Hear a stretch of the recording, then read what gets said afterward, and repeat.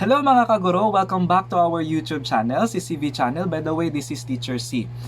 Maraming nag-request in my previous video about action research kung pwede ba daw ako magbigay ng mga samples or mga paano gumawa ng isang action research proposal and the complete paper. So in this episode, gagawa tayo ng action research proposal, which is in this episode, we are making context and rationale, or the first part of your action research proposal. So if you are ready, let's do this.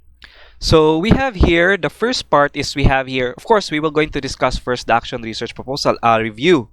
So we have here, using the DepEd Order number 16 series of 2017, or we have the research management guidelines. So dito nyo makukuha lahat ng mga information about action research. So we have also here annexes that you are going to fill up para po sa lahat ng gustong mag-submit ng kanilang proposal. And also, we have Annex 3 and the Declaration of Absence of Conflict and Interest. So first is we are going to discuss in this episode the context and rationale. So this is the first part. So what is context and rationale? So context and rationale is one of the key aspects that you need to get right when you are writing a research paper. It is the key to introduce to your readers about the topic of your research. By the way, mga kaguro, disclaimer lang po, lahat po ng ibibigay ko ng mga tips are based on my experience po for my 6 years experience po sa paggandak ng action research. So ito lang yung tatlong hinahanap ng mga panel at the same time ng mga readers. The first one is we have the provide overview and introduce your research topic. The second one is discuss research gap or problems. And number 3 is you need to introduce your proposed solution. So itong tatlong ito, dapat makikita to sa first part of your action research proposal, which is the context and rationale.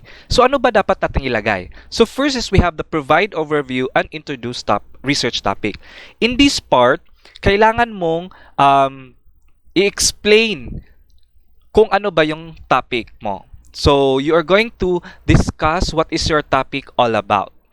And then, for the second part or the second paragraph, you need to discuss your research gap or problems. Ano ba yung mga na-encounter mong problems in your field? Not only in teaching, but also in non-teaching personnel. So ano ba yung mga na-encounter mo na problem? So dito mo ilalagay sa second part. And then we have here the next part is we have you introduce your proposed solution. So again, itong tatlong to ang inahanap ng isang reader at the same time ng panel if you are going to present in your action research. So let's have an example. So we have here a title, Clash of Power Plants, Development and Utilization of Board Game in Teaching Electricity and Magnetism. So the first part is we have here the Department of Education. So in the first part pala, ito yung introduction of your topic. So we have here the Department of Education recognizes the critical need for the development of 21st century skills of the students. Educators find way to improve the students' performance and develop strategies to achieve a better understanding of the lesson. The DepEd provides learners materials which consist of series of activities in science that can be used in the classroom to support specific learning objectives. However, most of the activities in the learners materials in science but cannot be performed in the hinterland areas or rural school like our school, Mainit High School, due to a lack of facilities and equipment. By the way, this is an example of an action research before. So my previous action research pala to. Okay, so for the first part mga kaguro, you're going to put or you're going to discuss the topic. So kung napapansin nyo dito, niligay ko dito about the Department of Education, about the learners materials, and the all about science or about the activities is all about science. So we all know that this study, it's all about the learning materials and the subject is science. And then we have here the next part or the blue part. So the blue part is the second part of my rationale, which is discussing the problem. Okay, so we have here, recently, Engineer Solihon, DepEd Education Program Supervisor in Science of the Division of Iligan City, conducted a survey of a number of teachers who follow and teach the learning competencies thoroughly.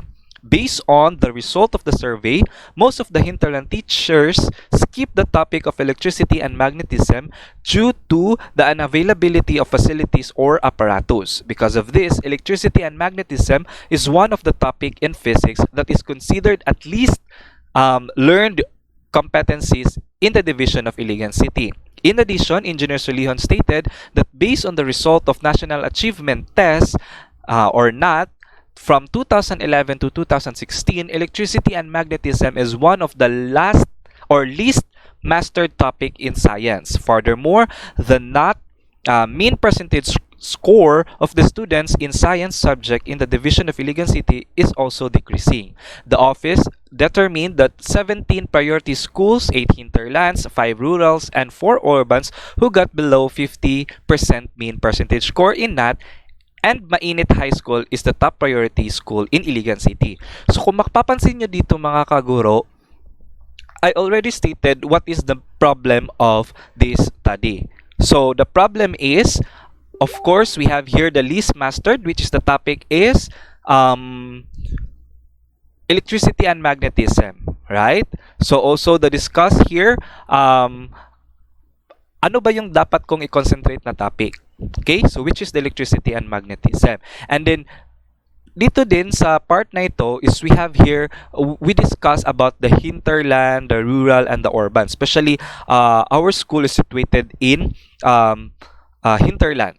Okay? So, ano ba talaga yung problema? So, the problem is, electricity and magnetism is one of the topics in physics that is considered least learned competencies because most of the teachers, especially ako, before, I skip that topic because I don't know how to teach that one to the students because we don't have enough facilities and apparatus. So that was my main purpose, or that was my problem. Okay. So we have here the last part is you're going to introduce your proposed solution. So let's have here. Despite that DepEd provides the learners materials for teaching science subject, there are still scarcity of materials in teaching electricity and magnetism based on the survey and the experience of the researcher. This research addresses the gap by investigating the effectiveness of board game as instructional material to improve the performance of grade 9 students of Mainit High School. So kung mapapansin yung mga kaguro, in this part, I introduce my innovation. So what is my innovation? It's all about board game. So this is the last part of your context and rationale. So again, so we have here the green part is the discussion of your topic. The second part is your problem or the research gap. And lastly is you're going to introduce your proposed innovation or intervention or your strategy. So, ganito lang po gumawa ng ating context and rationale. So, let's have another example. So, ito naman, yung title na ginawa ko or yung research na ginawa ko, it's all about Mr. Sagarino's weblog, Effects in Teaching Practical Research and Research Project. So, we have here the first part. So, let's try to introduce our topic. So, practical research is a core subject of senior high school offered by the Department of Education or DepEd. In this subject, the students will need to be focused and read a lot of review of related literature to make their study more interesting and valid. Teaching in this subject is not easy since you need to convince your students that research is very useful in our daily life. So kung mapapansin nyo dito, mga kaguro, I stated or I discuss about practical research because that is my topic. It's all about practical research. Then we have here the blue one or the problem. So what is my problem? So based on the result of the pretest every semester, the mean percentage score of every section is lower than 25%. Furthermore, most of the early quizzes they had, almost 50% of the class were failed. In addition, the teacher also conducted a survey every semester and it was found out that students' perception on the research subject was boring and they are not interested. Some of them believe that research subject is a waste of time and money. Napakasakit talaga mga kaguro, no? Kung ganito yung result ng survey nila. On the other hand, the survey revealed that most of the students have their own gadgets and Android cell phones. Almost 85% of the students are always connected to the internet every day. According to Monos 2014, when students are using technology as a tool or a support for communicating with others, they are in active role rather than passive role in the recipient of the information transmitted by the teacher, textbook, and or broadcast.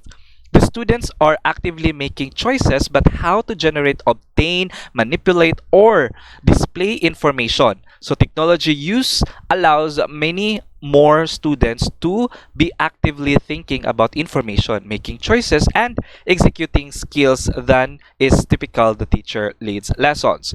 So in this part, mga kaguro, I discuss it, ano ba yung problema nila? So ang problem nila is talagang maliit lang yung scores nila. At the same time, most of them failed their early quizzes. So this part also, na-discuss ko dito na when I conducted a survey, most of the students have gadgets and they are also connected in the internet every day. So therefore, based on this explanation, I use this part to, okay, so this lead in my third part, which is the proposed solution. So we have here, moreover, when technology is used as a tool to support students in performing authentic research, are in a position of defining their goals, so making designs, decision, and evaluating their progress. Thus, to meet the students' need, the teacher will focus on his lesson and enhance his teaching strategy by utilizing the Mr. Sagarino's weblog. So therefore, in this case, I propose a student weblog, or gumawa ako ng isang weblog. So pinapangalan ko siya, which is my family name, which is Sagarino. So I created a weblog. So ito yung gusto kong gawin, which is to make a weblog for our practical research too.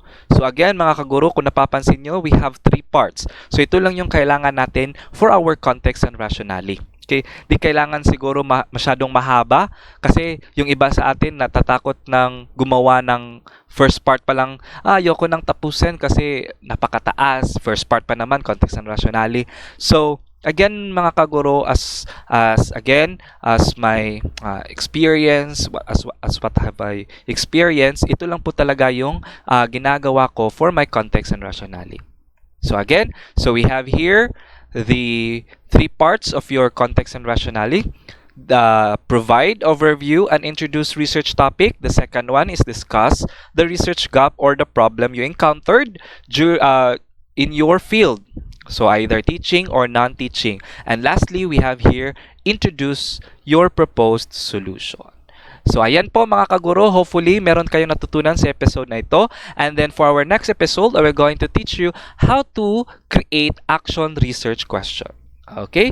So that would be all. Thank you and goodbye. Thank you so much mga kaguro.